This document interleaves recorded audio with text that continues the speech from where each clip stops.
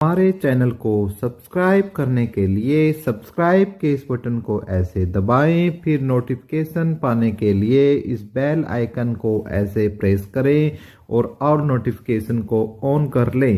धन्यवाद। वेलकम साथियों, एक बार फिर आपके अपने चैनल एपिक एजू पर हम आपका स्वागत करते हैं और उम्मीद करते हैं कि आप और आपका परिवार एकदम स्वस्थ और मस्त और बिंदास होगा। भाई, आज का सबसे जो एक ज्वलनशील मुद्दा है वो है हरियाणा के अंदर भर्तियां और चुनाव। अब साथियों, आपको भी पता है कि हरियाणा में जो भर्तियां हैं, चाहे ग्रुप 56-57 है या 1-2 है या हरियाणा पुलिस है, लगभग 24,000 भर्तियों की प्रक्रिया चली हुई है। तो उनकी ज्वाइनिंग होगी या रिजल्ट आएगा या नहीं आएगा, और यदि बाई चांस नहीं आता है तो फिर आगे क्या प्रोसेस रहेगा, उन सब बातों को इस वीडियो में जानने का प्रयास करेंगे। उसके लिए वीडियो को आपको अंत तक देखना होगा और अलग अलग प्रिंट मीडिया के माध्यम से यानी अखबारों में भी जो चीजें आई हैं उन पर भी विश्लेषण करेंगे। यदि आप इन भर्तियों से संबंधित है और जानकारी आप चाहते हैं तो हमारे साथ जुड़ सकते हैं, अन्यथा आप वीडियो को स्किप कर सकते हैं। यदि किसी भाई को ये लगता है कि भाई मेरा टाइम खराब हो रहा है और मुझे सारी चीज़ों की नॉलेज परफेक्ट है, तो आप इस वीडियो को स्किप कर सकते हैं।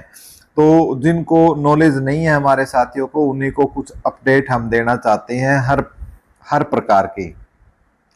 तो भाई, उसके लिए प्लीज़ एक तो सबसे आपसे रिक्वेस्ट है कि आप चैनल को सब्सक्राइब कर लो। सब्सक्राइब करने का तरीका वीडियो के शुरू में मैंने आपको बता दिया है, जो बिल्कुल फ्री ऑफ कॉस्ट है, और आप हमारे टेलीग्राम चैनल्स को भी ज़रूर ज्वाइन कर लो।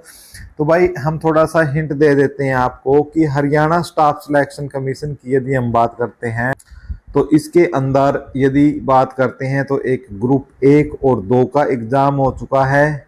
56 और 57 का इन्होंने आनन फानन में एग्ज़ाम ले लिया है, और हरियाणा पुलिस का एग्ज़ाम ले लिया है, और अन्य भर्तियां भी हैं जो अन्य ग्रुप भी हैं, ठीक है, उनके एग्ज़ाम होने भी बाकी हैं।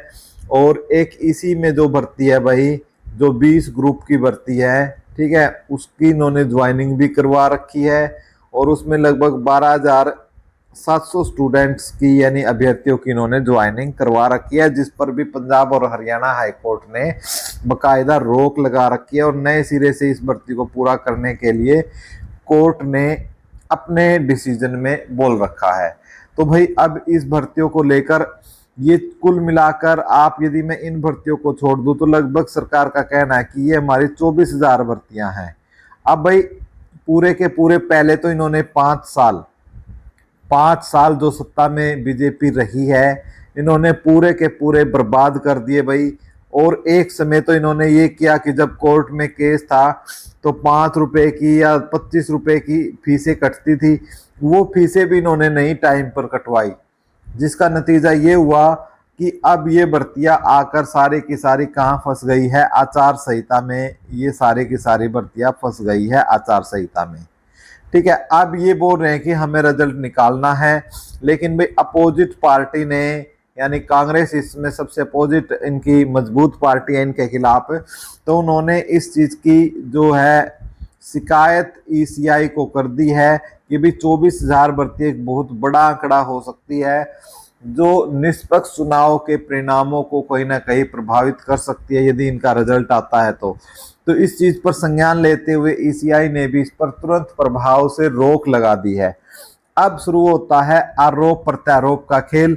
दिखाते हैं हम आपको कि आरोप प्रत्यारोप का खेल क्यों इतना महत्वपूर्ण हुआ। ये देख लिए कि क्या कि मेरी शपथ बाद में होगी, पहले 24,000 चयनित उम्मीदवारों की ज्वाइनिंग होगी, मुख्यमंत्री नायाब सिंह सैनी।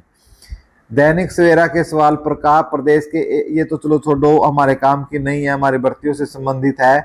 और आरोप क्या लगाया है? आरोप है कांग्रेस नेता जयराम रमेश ने हुड्डा और रणदीप के कहने पर आयोग में शिकायत कर भर्तियों को रुकवा दिया है, ठीक है। और इस पर शैलजा ने भी इन पर तीखा प्रहार किया है और बोला है कि भाई इनको यदि भर्तियां करनी थी तो ये 5 साल कहाँ थे, इन्होंने भर्तियां क्यों न की।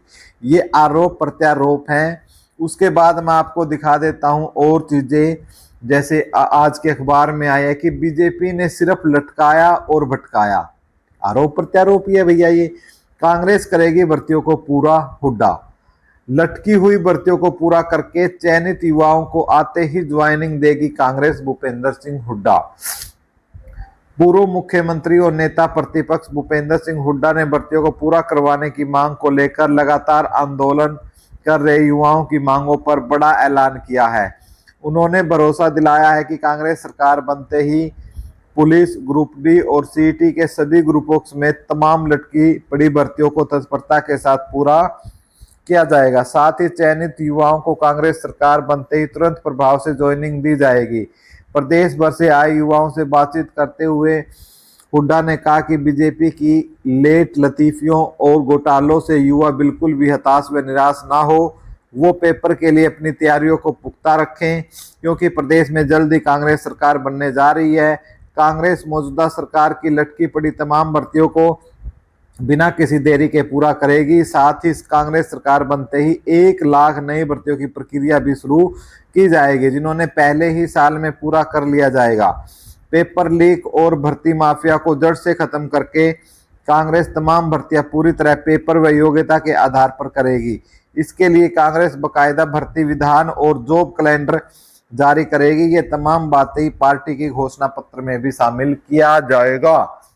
यानी आपने देख लिया भाई कि जो निराश हो रहे थे, जिनको ये लग रहा था कि जो हमारी भर्तियां हैं, जो ये 24,000 भर्तियां हैं और जिन्होंने एग्जाम दे रखा है, चाहे ग्रुप 1 का, 2 का, 56 का, 57 का, ठीक है, या हरियाणा पुलिस का, ये तो कांग्रेस की तरफ से आपने देख लिया कि भाई आपकी भर्ती ये भी पूरी करेंगे, क्योंकि वोट का खेल है। जैसे ही ये स्टेटमेंट कल आई थी कि जो 24,000 है इनको ज्वाइनिंग पहले मिलेगी और मैं शपथ बाद में लूंगा, कल की ये जो सीएम नायाब सिंह सैनी ने जो ये बात बोली थी, तो आज जो रोहतक में प्रदर्शन कर रहे हैं तो उनको ये बात किसने बोली फिर आज, ठीक है, ये बात फिर आज का जवाब दिया भूपेंद्र सिंह हुड्डा जी ने, ठीक है, भूपेंद्र सिंह हुड्डा जी ने इस चीज का जवाब दिया और कहा कि निराश ना हो, आपको ज्वाइनिंग भी मिलेगी और आपका रिजल्ट भी आएगा, ठीक है। इसी प्रकार विभिन्न अखबारों में ये चीजें ही आई हुई है कि भूपेंद्र हुड्डा का पहले साल में 1 लाख सरकारी नौकरी, यानी यदि कांग्रेस की सरकार बनती है तो भूपेंद्र सिंह हुड्डा जी ने ये वादा किया है कि वो पहले साल में ही नौकरियां हैं 1 लाख नौकरियां देंगे। और साथ उन्होंने एक चीज भी बताया कि अब पहले तरह की प्रक्रिया ये नहीं अपनाए, जैसे पहले ये खुद लिस्ट बनाते थे, रोहतक बैठ के खुद लिस्ट बनाते थे, तो अब युवा भाई जागरूक हो चुका है और इन्होंने निष्पक्ष भर्ती करने के पक्ष में दिया कि जिसमें कोई आपका पेपर लीक नहीं होगा और जो योग्य उम्मीदवार है जो पढ़ेंगे उन्हीं को मौका मिलेगा। और उन्होंने इसमें सलाह भी दी है कि आगे आप अपनी तैयारी पुख्ता रखो, ठीक है, पूरा एक विधान बनाकर, कानून बनाकर एग्जाम आपका लिया जाएगा, ठीक है, जैसे आप ये देख रहे हो। अब ये चीजें किस चीज की ओर इंगित करती है, ये एक जो लेख है हम आपको बता देते हैं। ये एक लेख है जिसमें आप स्पष्ट देख सकते हो कि हरियाणा विधानसभा चुनाव में सरकारी भर्तियां बन गई अहम मुद्दा। पता ही है भाई आपको कि हरियाणा विधानसभा चुनाव में सरकारी भर्तियां बड़ा और अहम मुद्दा बन गई है।